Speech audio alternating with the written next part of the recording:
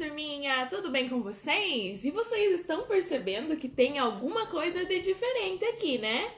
Então, hoje nós vamos fazer uma experiência, tá? Para verificar a dissolubilidade do sal e do açúcar, tá? Então, nós vamos precisar de copos com água e agora nós vamos acrescentar as substâncias pra gente ver se dissolve ou não, tá? Então, aqui eu já marquei, ó, sal grosso, sal fino.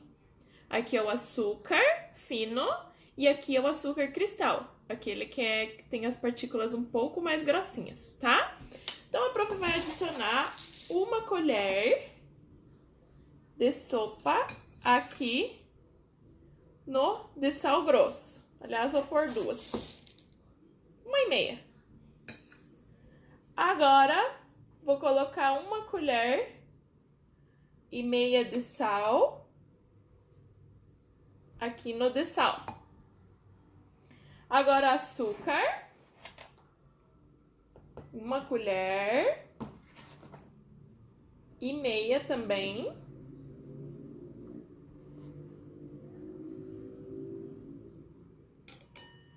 E o açúcar cristal, eu não tinha aqui, eu consegui esse pacotinho aqui, ó. Então, acho que dá 1 colher. Vamos ver se dá 1 colher. Dá 1 colher. Então tá, galera. O que nós vamos fazer agora? Vamos dar uma mexidinha, né? Ó. Mexi o sal grosso. Mexi o sal. Vou mexer o açúcar.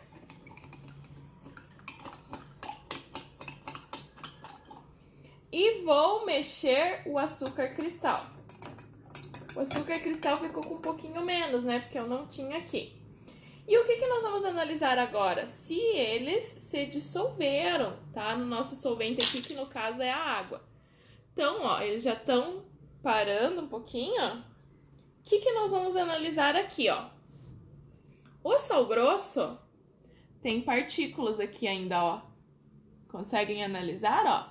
Apesar de a gente colocar o tamanho do sal, interfere. Tem partículas grandes ali. O sal, ó, ainda tem pouquinho, bem pouquinho, mas se eu mexer mais um pouco, acredito que isso aqui vai dissolver. Vou mexer o sal grosso também.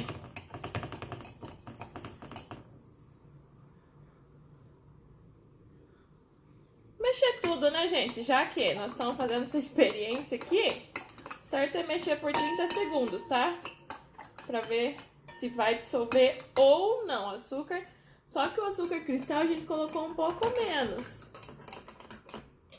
né? Então, vamos analisar agora. Agora sim, ó. Sal grosso está com partículas ainda. Sal fino, sem quase partículas. Tem só um pouquinho ali, ó. Estão vendo? Só um pouquinho. Açúcar. Dissolveu tudo, ó. Não tem nada aqui. Tá doce essa aguinha aqui. E o açúcar cristal, apesar da gente ter colocado um pouquinho, ó, ainda tem ali. Vocês conseguem ver um pouquinho de açúcar ali? Então, galera, isso quer dizer que o tamanho da partícula interfere, sim, na dissolubilidade, tá bem? Isso aí, galera. Agora nós vamos responder as questões que estão lá na página 237. E essa experiência está lá na página 236. Vocês podem fazer aí na casa de vocês para confirmar, tá? Então, olha só, o que aconteceu com os copos S e A? O que nós vamos responder? O copo de açúcar, ó, dissolveu completamente. Não tem nada aqui. Copo de água com açúcar. O copo de sal fino tem um pouquinho de partículas ali. Vão conseguir ver um pouquinho ali? Tem um pouquinho de partículas, mas todos né, quase que foram dissolvidos por completo. Então, o que nós vamos responder? Que o açúcar foi dissolvido e o sal sobrou uma quantidade pequena de partículas, tá? E que, numa mesma quantidade de água, açúcar se dissolve com mais facilidade, tá? Então, essa é a resposta do número 1. Aí, o número 2 vai perguntar assim, compare agora o copo S com o copo sal grosso, sal fino com sal grosso. E depois o copo de açúcar com açúcar cristal. O que nós vamos responder? O sal grosso sobrou em maior quantidade do que sal fino, que tem um pouquinho só ali. Estão vendo? Então, ó, sal grosso dissolveu pouco. Sal fino dissolveu mais. E agora comparando açúcar com açúcar cristal. O açúcar dissolveu completamente. Não tem nada aqui não. Ó, tá bem? Vocês conseguem ver aí? Não tem nada aqui não. E o açúcar cristal, como a quantidade que a prof colocou era um pouquinho menor, porque só tinha um pacotinho, aí tem um pouquinho ainda ali, ó. Estão vendo uma quantidade? Então, o açúcar fino dissolveu mais do que o açúcar cristal, tá? Galerinha, e aproveitando que nós estamos falando de água, a prof vai relembrar os 3 estados físicos da água. Nós temos o estado sólido, que são água em formato de gelo, tá? São as geleiras, os icebergs e o gelo que a gente coloca na água. Aí temos a água em estado líquido, que é a água que a gente bebe, que nós usamos para alimentação, para limpeza, tá? E a água no estado gasoso. Não sei se vocês vão conseguir ver aí uma fumacinha saindo aqui, ó. Estão vendo a água no estado gasoso? Ó, eu esquentei esse copo com água. Ó, tá bem quentinho. Tá até suado ali. E tá saindo uma fumacinha aqui. Esse vaporzinho aqui é a água no estado gasoso, tá bom? E agora nós vamos realizar as atividades ali da página 239, tá? Vamos marcar S para sólido, L para líquido e G para gasoso. Então, água no oceano é estado líquido, L. Água da chuva, estado líquido, L. Nas geleiras, estado sólido, gelo, tá? Icebergs também são estados sólidos, gelo. Vapor d'água. Vapor d'água é esse aqui, estado gasoso. Lençol freático. Lençol freático, estado líquido, né? É aquele riozinho que passa lá embaixo da terra. Líquido. Neve. A neve é estado sólido, apesar de estar ali com pequenas partículas, ela é sólida, né? O rio. Rio é líquido. E a nuvem? E a nuvem? Sólido ou líquido? Ou gasoso? O que você acha? Nós vamos marcar que a nuvem é líquida, tá? Porque a nuvem, apesar dela estar se formando, assim, parecer um estado de gasoso, ela é formada por partículas de água, tá? Então, são partículas de água que se agrupam. Aí, nós vamos colocar L de líquido. E agora, galera, nós vamos assistir um vídeo sobre o uso racional da água. Nossa água. Saber usar para não faltar. Água de beber, água para comer, água para viver. A água está presente em tudo que a gente faz. Além do uso doméstico, é essencial na agricultura, na criação de animais, como base para milhares de produtos, movimenta indústrias e usinas na produção de energia. E à medida que a população cresce, as cidades aumentam e se desenvolvem, e a demanda por água aumenta todo dia. Mas temos água suficiente para atender essa demanda crescente? Vários estudos apontam que, se continuarmos no ritmo atual de uso, muito em breve podemos enfrentar uma grande crise de abastecimento no mundo todo. Aqui no Brasil, em muitos lugares, inclusive onde a água é aparentemente abundante, já começou a faltar.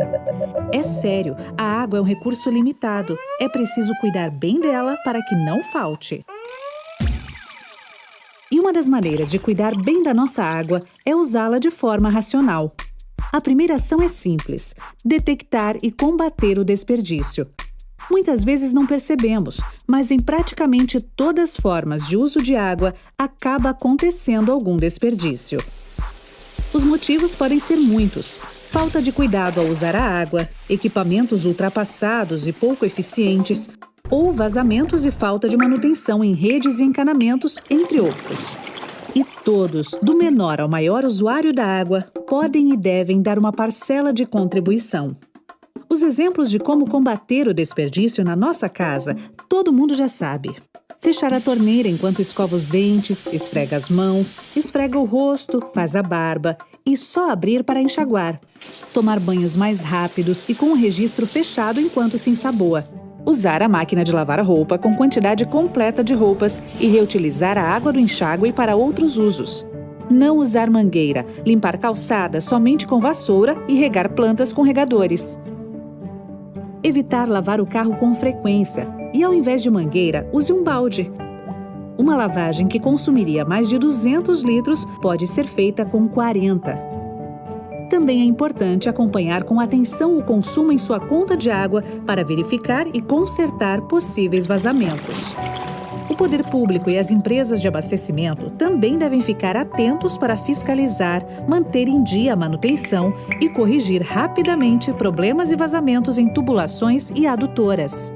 Na indústria já houve muito avanço com a instalação de sistemas de reaproveitamento e reuso de água e programas de redução de desperdícios.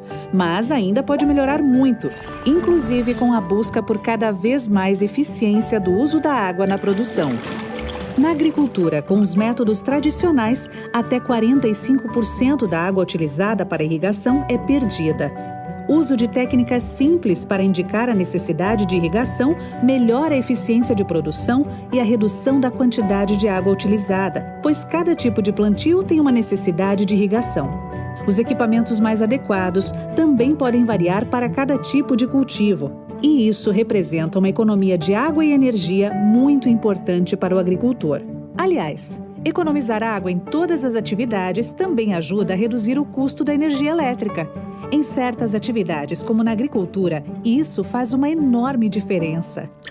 Existem hoje também vários equipamentos poupadores que ajudam a racionalizar o uso da água, como torneiras de fechamento automático, redutores de vazão de torneiras, vasos e descargas econômicas, instalação de cisternas e sistemas de captação de água da chuva para uso geral. Essas e outras medidas muito simples, além de ajudar a preservar a nossa água, podem ajudar todos a economizar dinheiro, pois sua conta de água e eletricidade vai diminuir e muito. É possível produzir a mesma coisa utilizando menos água e economizando na conta. Galera, então nós precisamos usar com consciência e evitar o desperdício de água. E você sabia que se nós fôssemos fazer uma comparação, usando copos de água com toda a água que existe no nosso planeta, 100 copos de água, apenas 3 copos seriam considerados água doce. Desses 3 copos, 2 seriam as geleiras e as neves que tem na montanha. Um copo apenas seria da parte líquida. Uma boa parte seria a parte dos rios que tem subterrâneos, lençóis freáticos, e apenas um gole seria a parte que correspondem aos rios e lagos, que seria a parte que nós poderíamos beber. E agora nós vamos realizar a atividade lá da página 233. Então diz assim: o Mar Morto é 10 vezes mais salgado que os demais mares. Sabendo disso, como você representaria apenas com copos e algumas colheres de sal a concentração de sais na água do Mar Morto? De um mar comum e de um rio? Desenhe no espaço abaixo e explique ao professor, no caso, ao seu colega, o seu desenho.